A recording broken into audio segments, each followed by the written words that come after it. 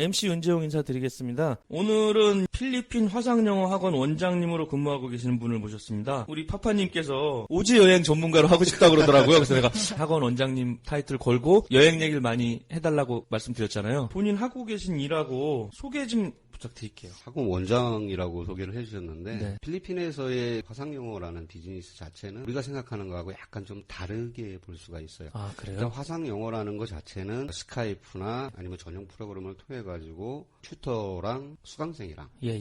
얼굴을 마주 보면서 1대1로 이제 영어나 뭐 어떤 것을 교습을 받는 것을 화상영어라 그러는데 필리핀 한 6년 정도 있었는데 한 3년 정도는 진짜 이런 오프라인으로 사무실을 운영하고 있었어요. 꼭 PC방 같이 이렇게 꾸며놓고 선생님들 테이블에 하나씩 앉히고 네. 정해진 시간에 출근해서 수업하고 정해진 시간에 퇴근하고 월급을 주고 이런 식으로 했었는데 이게 우리 고정관념이더라고요. 그런 이제 영어 교습을 시키는 중국 애들이나 일본 애들이 여러 명 있어요. 알아보니까 출퇴근을 고수하는 방식의 센터를 운영하는 것 자체가 한국 사람들의 고정관념이더라고요. 3년 정도 운영하다가 사무실을 닫아버렸어요. 아, 예. 오프라인 매장은 접으신 거고. 그리고 온라인 베이스로 했더니 되게 편해요. 뭐가 편하냐 하면은 선생님들 근태 관리가 힘들긴 한데 좋은 선생님들을 채용하기가 쉬워요. 재택근무하는 거네, 그분들은. 네. 선생님들한테 회선 비용을 제가 지원을 해드리고 네. 그 당시에는 이제 사무실에 PC도 같은 것도 여유분이 있었기 때문에 PC 여유분 이제 제공을 해주고 했더니 좋은 선생님들을 지역에 상관없이 제가 초빙을 할 수가 있어요. 그러겠네. 뭐 출퇴근이 없으니까. 그렇죠. 화상영어 센터를 한 3년 운영을 했고 네네. 한국으로 돌아왔는데 예. 돌아오고 나서도 지금도 계속 운영을 하고 있습니다. 지금은 이제 온라인 베이스로 필리핀에서도 어차피 온라인 베이스로 매니지먼트를 했기 때문에 인터넷만 되면 어디든 똑같으니까. 그렇죠. 근데 지금은 그런 식으로 운영을 하고 있습니다. 그러시구나. 가정을 지키느냐 예. 나의 행복을 추구하느냐 네. 고민에 쌓였다가 들어왔죠. 전 가족이 가신 게 아니었어요. 네. 와, 그럼 거의 이 정도면은 와, 사모님이 어떻게 우리 참으셨지? 마나님이 많이 힘들었죠. 그 전에 하셨던 직업은 뭐예요? 필리핀에 넘어가기 전에요. 네네. 금융권에서 금융권. 약 한 15년 정도 일을 했었어요. 파파님만 필리핀에 가서 이제 6년 정도 살다 오신 거잖아요. 예, 그렇습니다. 그럼 생활비는 어떻게 하셨어요? 다행히 우리 또 마나님께서 좋은 직장을 다니셔가지고 아유, 부럽다 그러면 제가 큰일 납니다. 오프라인 운영을 할 적에는 그러니까 월급 형태로 했었어요. 그러다가 온라인으로 운영하면은 수강생 한 명당 수수료 얼마. 저희 같은 경우는 선생님들이 급여 수준이 굉장히 센 편이에요. 이쪽에서 일하시는 분들 되게 많거든요. 필리핀이란 나라 자체가 화상영어를 운영하기에 굉장히 최적화되어 있는 나라예요. 비용도 저렴하고 비용에 비해서 선생님들 수준도 상당히 좋고 하이레벨에 있는 튜터들을 상대적으로 저렴한 가격에 고용할 수가 있거든요. 다른 센터에 비해서 제가 급여가 굉장히 높은 편이에요.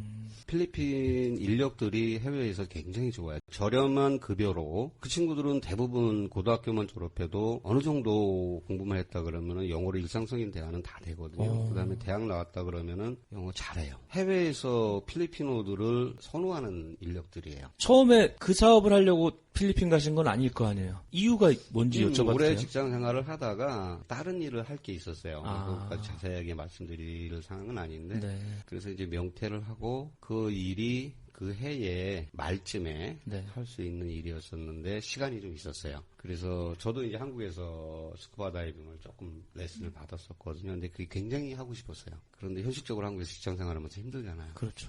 대방동풀에서 배우고 그랬는데 그래서 일단 넘어가서 한 달 동안 스쿠버 다이빙을 했어요. 우리가 지상에 있을 때랑 물속에 들어갔을 적에는 세 가지가 달라요. 우리가 보는 것 자체가 틀려요. 지상에서 보는 거랑 물속에서 보는 거는 물속에서는 지상에서 절대 볼 수 없는 것들이 보여요. 그렇죠. 뭐 전혀 멋있잖아요. 다른 세계입니다. 산호초 같은 거 보면 굉장히 환상적이고요. 그게 첫 번째 매력이고요. 두 번째 매력은 지상에서는 사람이 날아다닐 수가 없잖아요. 물속에서는 내가 날아다닌다는 느낌을 받아요. 그러니까 들어가고 싶다. 왜냐하면 지상에서는 중력 법칙에 의해서 지상에 땅에 붙어서 다닐 수밖에 네. 없잖아요. 그다음에 하늘로 위로 올라가려고 그러면은 다른 어떤 그렇죠. 조정을 예. 받아야 되잖아요. 근데 물속에서는 폐활량만 조절하면 폐에다 산소를 꽉 채우면 몸이 가벼워지잖아요. 네. 부력에 의해서 그러면 올라가요.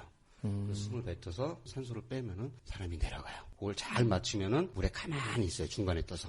하늘에 날아서 가만히 있어요. 새들도 중간에 이렇게 정지비행하기 그렇죠. 힘들잖아요. 그렇죠. 근데 우리는 할 수 있어요. 한도는 레크레이션 레벨에서는 45m. 45m. 네, 이상 내려가면은 이제 그거는 레크레이션 레벨이 아니라 이제 테크니컬 레벨로 들어가요. 물속은 네. 굉장히 조용해요. 물 밖에서는 굉장히 항상 소음이 있어요. 근데 물 속에면은 전혀 다른 환경에서 나 혼자만 있다라는 그런 느낌 같은 거를 느낄 수 있어요. 근데 그게 굉장히 내가 체감하는 게 물의 압력을 몸에서 느끼면서 예를 들어서 작은 생물체 같은 것을 이렇게 관찰하고 있잖아요. 그러면은 뭐라 그럴까? 굉장히 명상을 오래 한 후에 느껴지는 어떤 그런 고요함 같은 거 있잖아요. 안정감 같은 걸 느낄 수 있어요. 스쿠버 다이빙을 오래 하셨던 분들한테 가장 좋은 게 뭐냐 그러면 제가 듣기로는 다 그 부분을 좋아해요. 굉장히 심적으로 안정되고 조용하고 혼자 된 것 같은 그런 게 안정된 느낌. 굉장히 매력적이라. 그러다가 이제 내가 하려고 했던 일 자체가 어떤 이유로 해서 어렵게 됐어요. 그랬다가 이제 뭐 다른 거 뭐 할까 그러다가 영어를 조금 더 해봐야겠다 해서 이제 개인 튜터로 고용해서 공부를 하다 보니까 이거 좀 괜찮을 것 같아서 비즈니스적으로 그래서 이제 사업을 시작했어요. 그러셨구나. 그러니까 개인 교수 하실 때는 여성분한테 아니요, 남자. 남성. 여성 쪽 나와 얘기가 이어지는데. 나랑 동갑 정도 돼. 많이 영어 늘으셨겠네요, 그러면? 그 친구한테 내가 튜터링을 받은 게 이제 영어를 배운 거 한 2달 정도 됐을까 싶어요. 네네. 그리고 나가지고는 이제 바로 비즈니스 시작을 했죠. 제가 이 화상영어를 하면서 많이 느끼는 거는 뭐냐면은 언어라는 거는 네. 공부라고 생각을 해서 접근을 하게 되면은 이게 힘들어요. 스트레스가 되고 배우기도 쉽지 않아요. 근데 그렇죠. 언어는 우리가 우리나라 말 배울 적에 학원 다니면서 배운 거 아니고 뭐 사전 찾아가면서 어휘를 습득한 건 아니잖아요. 그렇죠. 우리가 한국어를 배우는 거는 가까이는 가족, 멀리는 주위 친구들 그런 사람들하고 대화를 통해서 내가 한국어를 습득을 하는 거거든요. 네. 그러니까 그거는 생활인 거예요. 고급 어휘는 독서로 습득을 하는 거거든요. 독서로. 네. 그래서 저는 근데 이 화상영어라는 거는 거창한 건 아니지만 영어를 잘하는 외국인하고 매일 일정 시간씩 같이 생활한다는 개념으로 접근을 하면 돼요. 그럼 자연스럽게 하다 보면은 한 6개월, 1년 지나면은 굉장히 많이 늘어요. 화상 영어를 전화를 걸어서 그러니까 교육받는 과정을 제가 한번 이제 궁금했던 그렇게 거거든요. 되면 이제 뭐 네. 공부를 하시겠다 그러면은 이제 레벨 테스트를 해요. 시험이 아니라 이제 담당 튜터가 정해지면은 담당 튜터랑 3회 정도 이게 프리토킹이라든지 뭐 필요하면 선생님이 질문도 하고 이제 라이팅 연습 같은 것도 시킵니다. 이렇게 해서 이 사람이 배우고 싶어하는 것들이 문법이면 문법, 회화면 회화, 아니면 쓰는 거면 쓰는 거, 뭐 이런 식으로 이제 파악을 할 거잖아요. 네. 그 다음에 이 사람이 뭐 초등학생이냐, 중학생이냐, 아니면 뭐 성인이냐, 아니 비즈니스 목적으로 배우는 사람이 이런 사람들이 이제 파악을 해서 선생님이 교재로 선정을 해줍니다. 선생님별로 특징이 있어요. 우리는 막 문법에 무슨 진짜 have 플러스 pp 막 이런 거 굉장히 민감하잖아요. 그러니까요. 그거 걔들 몰라요. 우리 튜터들은 다 알아요. 그래서 미국 애들 그거 몰라요. 우리가 한국어 문법 얼마나 합니까? 근데 말하고 생활하고 읽고 쓰고 아무 문제 없지 않습니까?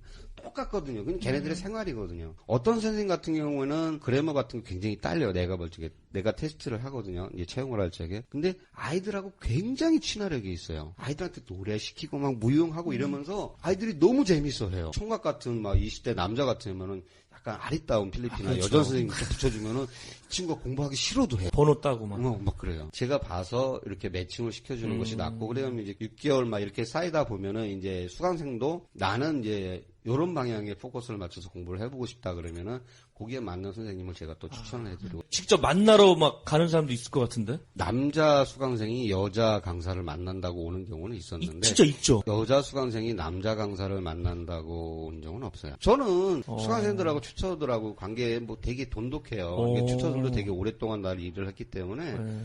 그게 무슨 뭐 여자로 보이고 뭐 이렇게 해서 하는 게 진짜 아니라 궁금하잖아요. 근데 그렇죠. 필리핀이라는 나라 자체가 방문하기가 되게 쉬워요. 3시간 반 비행기 타면 돼요. 한교 휴가 같은 거 맞으면 갔다가 자기 같이 공부 뭐 몇 개월 했던 선생님이니까 밥 먹고, 그다음에 선생님도 시간 되면은 같이 시내 돌아다니면서 뭐 영화도 본다니 쇼핑도 하고 이렇게 이제 지내면 되니까요. 지금 얘기가 그냥 너무 재밌어지는데, 그럼 이쯤에서 1부를 마치고 2부에서 본격적으로 질문을 이어가도록 하겠습니다. 2부로 다시 돌아오겠습니다. 예. 감사합니다.